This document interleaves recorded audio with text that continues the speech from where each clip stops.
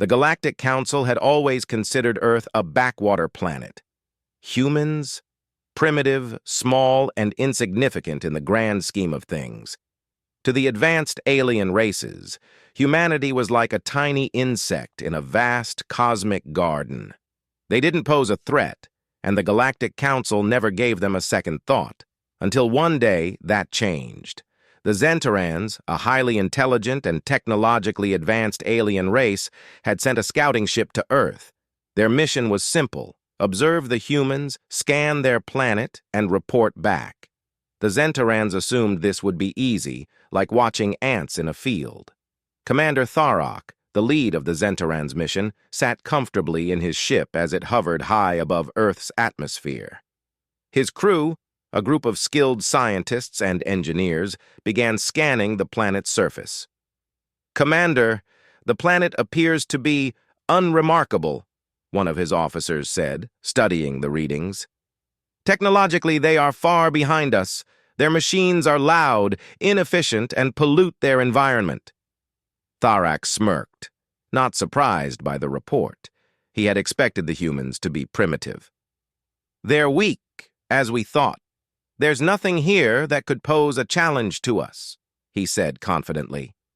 But then, one of the scientists, Zarnell, gasped. "Commander, you need to see this." Tharok turned to look at the monitor, his eyes narrowing. On the screen, the atmosphere of Earth was displayed, and what Zarnell pointed out was startling. The atmosphere, it's filled with chemicals and pollutants.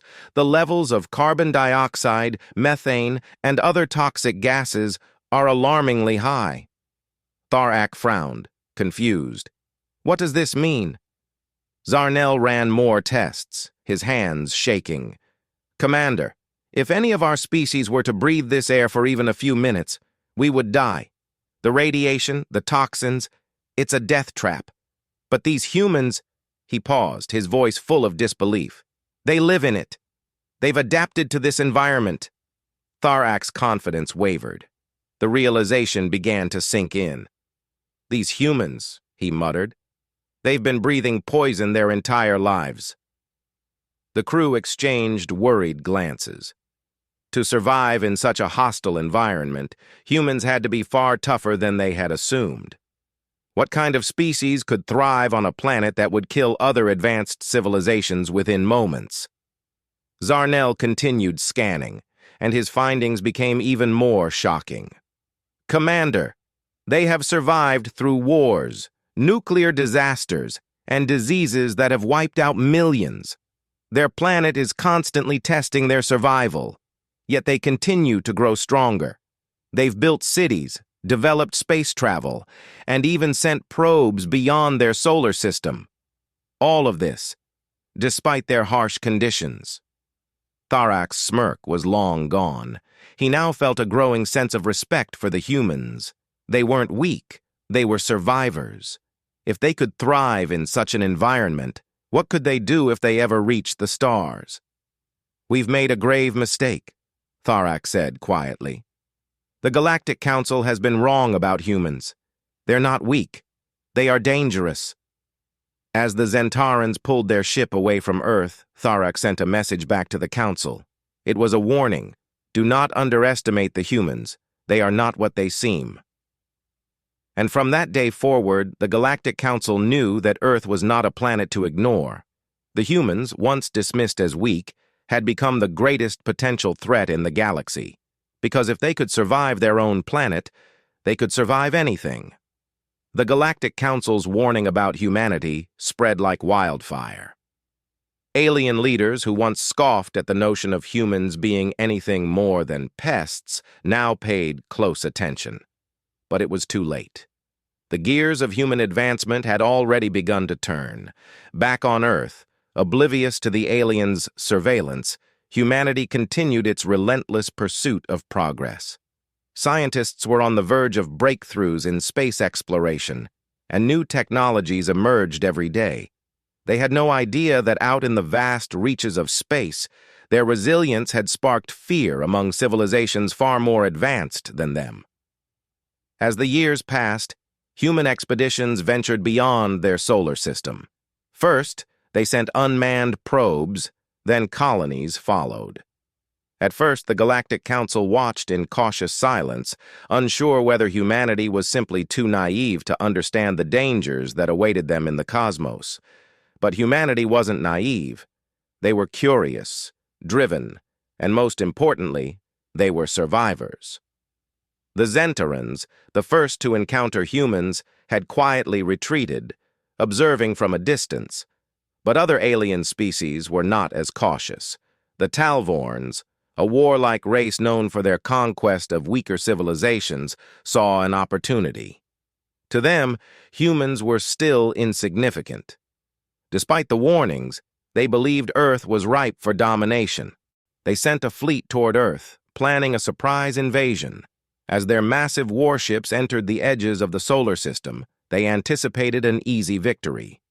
After all, what could a species barely capable of interstellar travel do against the might of the Talvorn Empire? Commander Zarn, the leader of the invasion fleet, grinned as he imagined Earth's swift defeat. "They won't know what hit them," he said confidently to his crew. But as the Talvorn ships approached Earth, something unexpected happened.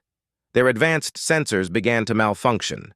Systems flickered, communication between the ships became garbled, and strange signals emanated from Earth itself. "Commander," one of Zarn's officers said nervously, "the planet is emitting a frequency. It's disrupting our systems." "What?" Zarn barked. "How could these primitive beings—" Before he could finish, the Earth itself seemed to respond. Out of the darkness of space, human ships appeared, not large, not advanced, but fast, incredibly fast. The humans had discovered a way to harness the power of their own atmosphere's radiation, turning it into a form of energy that outclassed even the most advanced alien technologies. They had used their harsh environment to their advantage, developing weapons and ships that could outmaneuver and outpower any force that dared to threaten them. The Talvorn fleet was caught off guard. In a matter of minutes, their superior ships were reduced to debris, floating helplessly in the void of space. The humans, against all odds, had obliterated one of the galaxy's most feared war fleets. Commander Zarn, now stranded and desperate, sent a distress signal back to the Talvorn homeworld. His message was clear. "Do not engage the humans. They are far more dangerous than we ever imagined." Word of the Talvorn's defeat spread rapidly across the galaxy. The Galactic Council, once indifferent to Earth, now held emergency meetings, trying to determine how humanity had advanced so quickly. The humans, who had been written off as a non-threat, were now a force to be reckoned with. But humanity didn't stop there. They began to expand, colonizing nearby planets and forging alliances with peaceful alien races. They were not conquerors, but explorers, survivors who had learned to adapt to any challenge. And while they didn't seek war, they were prepared for it. The galaxy, once hostile and vast, now feared the rise of the human race. As Earth became a beacon of resilience, the Galactic Council could only watch in awe and trepidation.